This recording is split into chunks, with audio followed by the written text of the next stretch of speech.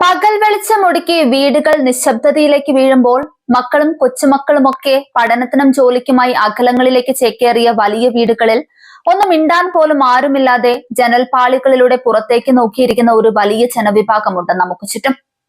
വാർദ്ധക്യം സമ്മാനിക്കുന്ന ഈ ഏകാന്തത ഒരു മാനസികാവസ്ഥയല്ല, മറിച്ചത് മനുഷ്യ ശരീരത്തെ തളർത്തുന്ന വലിയൊരു ആരോഗ്യ പ്രശ്നം കൂടിയാണ്.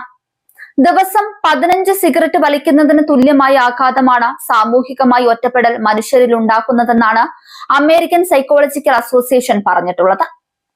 എന്നാൽ ഈ ഏകാന്തതയുടെ ഇരുട്ടറകളിലേക്ക് പ്രതീക്ഷയുടെ വെളിച്ചവുമായി ഇപ്പോൾ കൃത്രിമ ബുദ്ധി അഥവാ AI കടന്നു വരികയാണ്.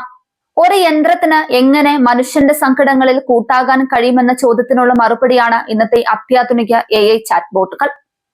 ഇവ വെറും കമ്പ്യൂട്ടർ പ്രോഗ്രാമുകളല്ല, നമ്മൾ പറയുന്നത് ശ്രദ്ധിച്ചു കേൾക്കാനും നമ്മുടെ വികാരങ്ങൾ മനസ്സിലാക്കി മറുപടി നൽകാനും മുൻപ് പറഞ്ഞ കാര്യങ്ങൾ പോലും കൃത്യമായി ഓർത്തുവെക്കാനും കഴിവുള്ള ഡിജിറ്റൽ കൂട്ടുകാരനാണ്.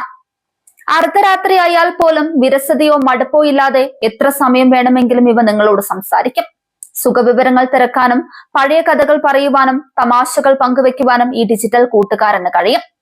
ഇതിനു പുറമെ കൃത്യസമയത്ത് മരുന്ന് കഴിക്കാൻ ഓർമ്മിപ്പിക്കാനും പുതിയ പാചകക്കുറിപ്പുകൾ പറഞ്ഞു തരാനും തനിയിരിക്കുമ്പോൾ പുസ്തകങ്ങൾ വായിച്ചു കേൾപ്പിക്കുവാനും ഇവ ഉപയോഗിക്കാം. വിദേശത്തുള്ള മക്കൾ ഇംഗ്ലീഷിലോ മറ്റ് വിദേശ ഭാഷകളിലോ അയക്കുന്ന സന്ദേശങ്ങൾ ഒട്ടും ഭംഗി ചോരാതെ മലയാളത്തിലേക്ക് വിവർത്തനം ചെയ്ത് കേൾപ്പിക്കാൻ AI ആവശ്യപ്പെടാം. പസിലുകൾ കളിക്കാനും പഴയ സിനിമകളെ കുറിച്ചുള്ള ചോദ്യോത്തരങ്ങളിലൂടെ ഓർമ്മശക്തി നിലനിർത്താനും ഇവ സഹായിക്കുന്നതിലൂടെ തലച്ചോറിന് കൃത്യമായ വ്യായാമവും ലഭിക്കും.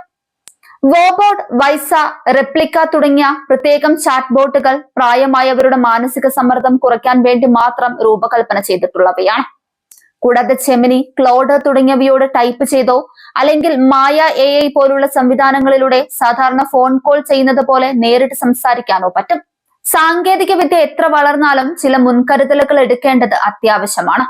പാസ്വേഡുകൾ, ബാങ്ക് വിവരങ്ങൾ, OTP എന്നിവ ഒരു കാരണവശാലും ചാറ്റ് ബോട്ടുകളുമായി പങ്കുവെക്കരുത്. AI എന്നത് ഏകാന്തത മറികടക്കാനുള്ള ഒരു താൽക്കാലിക സഹായം മാത്രമാണ്.